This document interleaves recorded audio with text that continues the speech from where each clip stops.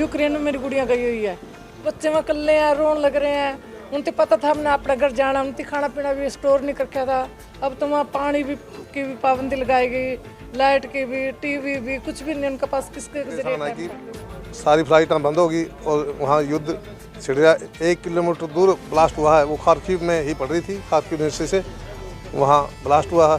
हम सरकार से यही विनती करते हैं कि बच्चों को सुरक्षित अपने घर से एयरलिफ्ट करके सर उनको तुरंत मोदी सरकार को सर उनको बच्चों को बचाना चाहिए और एकदम से उनको यहाँ ले। हम ये मांग करते हैं सर सरकार को एकदम क्विक डिसीजन लेना चाहिए। हमारे 20,000 स्टूडेंट गए हैं वहाँ।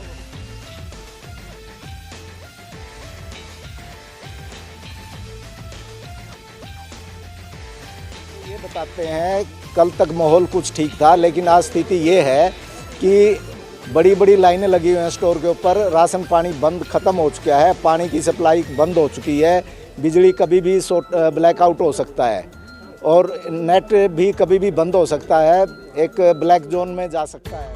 रूस और यूक्रेन में फंसे बच्चों को निकालने के लिए कैथल उपायुक्त को सौंपा ज्ञापन। बच्चों के बारे में बताते हुए भावुक हुए परिजन बोले, भविष्य बनाने के लिए बेजादा जाकर फंस गए हमारे कलेजे के टुकड़े।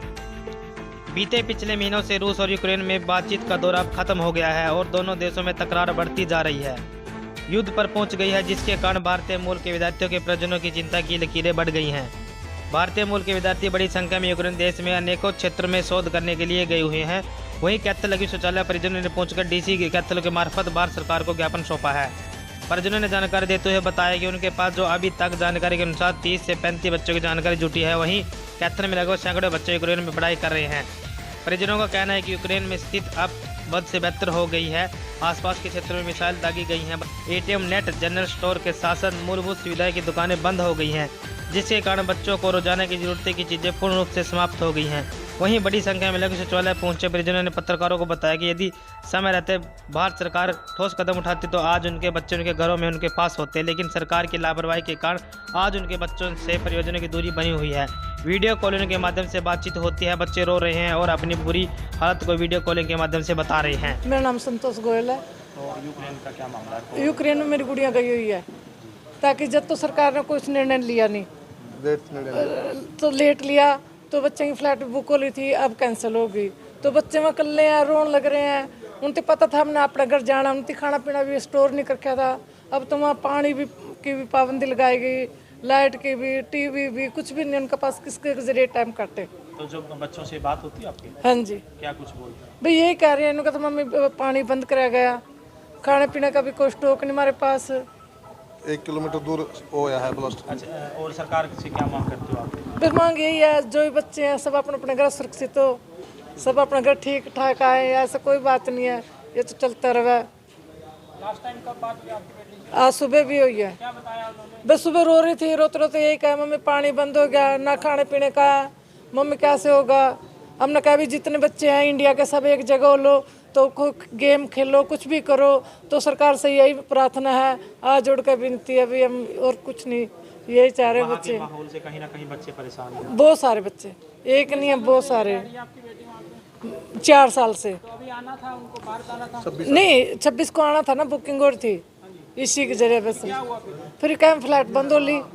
किस क्षेत्र में कर रही है पढ़ाई? वो यूक्रेन नहीं, वो क्या कर रही है? MBBS। हाँ जी। मेरा नाम रमेश चंद्र गोयल है, मैं कैथल हुड्डा का रहने वाला हूँ। मेरी बेटी यूक्रेन में 4th क्लास में 4 साल से पढ़ाई कर रही थी। आज वो इतनी परेशान है कि सारी फ्लाइटें बंद होगी और वहाँ युद्ध छिड़ गया। 1 किलोमीटर दूर ब्लास्ट हुआ है, वो खार्किव में ही पड़ रही थी, खार्किव यूनिवर्सिटी से वहाँ ब्लास्ट हुआ है। हम सरकार से यही विनती करते हैं कि बच्चों को सुरक्षित अपने घर भेजा जाए। बच्चों से आपकी बात होती है, क्या बताते हैं? बच्चे कहते हैं भी किस तरह से वो रह रहे हैं? माहौल में डरे हुए हैं बच्चे, क्यों परिवार के साथ कुछ और होता है, अकेले बच्चे कुछ और होते हैं। वो सब डरे हुए हैं, क्यों ऊपर से रॉकेट जाते हैं या बराबर में ब्लास्ट हो जाता है, तो डर तो लगता है सभी को। जिला प्रशासन के पास आए हो क्या? प्रशासन के पास हम DC साहब के यहाँ ज्ञापन देने के लिए आए भी, हमारे बच्चों को सुरक्षित लाया जाए। इतने दिन से हालात खराब थे, क्या लगता है कि आपको अब एनसी ने और यूनिवर्सिटी ने कोई वो नहीं कराया, प्रपोज भाई उनको भेजने का कोशिश नहीं करी, ना एडवाइजरी करी भाई। पहले ये 1 हफ्ता लेट करी एडवाइजरी, इसलिए भी लेट टिकट बने हुए। अच्छा, पर टिकटों के भी पैसे अगर और करवाते हैं डबल पैसे लग रहे हैं।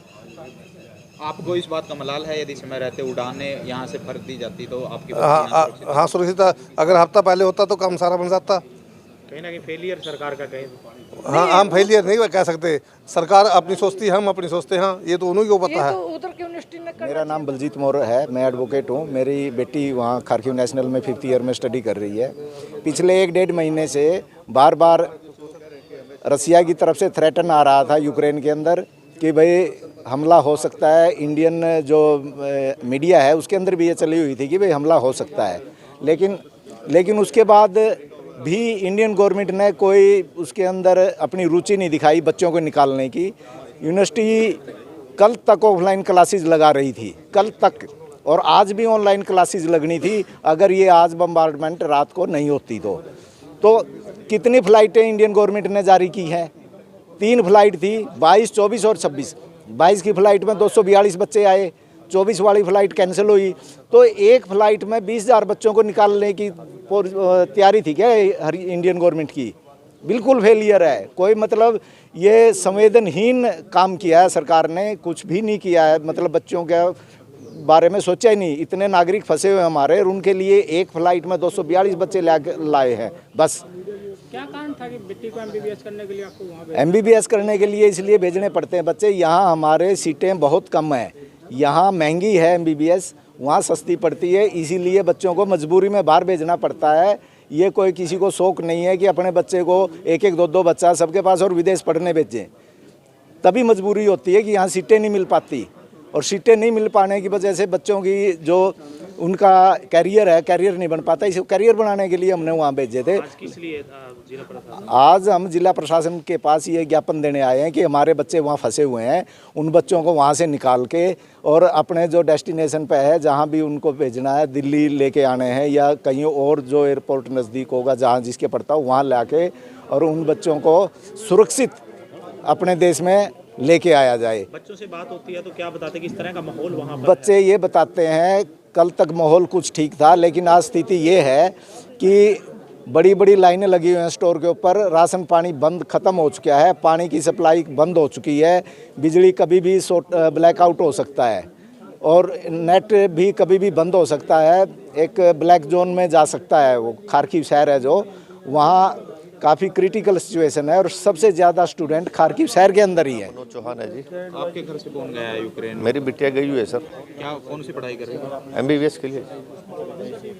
तो सर किस तरह का माहौल है वहाँ पे? माहौल बड़ा तनावपूर्ण माहौल है सर, और वो है ना फर्स्ट ईयर में गई है सर एमबीबीएस में। अभी बात हुई है जी, वहाँ पे खारकिव यूनिवर्सिटी में है sir, Kharkiv national medical university में सर। वहाँ तो अभी दुकानों पे उन्होंने बोल दिया भी आप है ना 7 दिन का 8 दिन का सामान इकट्ठा कर लो, तो वो दुकानों पे जा रहे हैं जी। वहाँ पे केमिस्ट की शॉप पे है सर, जहाँ से वो पानी लेके आते हैं, पानी भी वहाँ जो दुकानों से आता है सर, वहाँ पे बहुत लंबी भीड़ लगी सर। वहाँ पे क्या मांग करते हैं बिटिया का प्रशासन से? क्या मांग करते हैं? प्रशासन से हम ये मांग करते हैं सर, सरकार को एकदम क्विक डिसीजन लेना चाहिए। हमारे 20,000 स्टूडेंट गए हैं वहाँ, वो भारत के लिए गए हुए हैं, वो भारत को यहाँ पे एक डॉक्टर बन के आएंगे, कोई इंजीनियर बन के आएगा, वो भारत के लिए काम कर रहे हैं सर। और एकदम से एयरलिफ्ट करके सर उनको तुरंत मोदी सरकार को सर उनको बच्चों को बचाना चाहिए और एकदम से उनको यहाँ लेके आना चाहिए।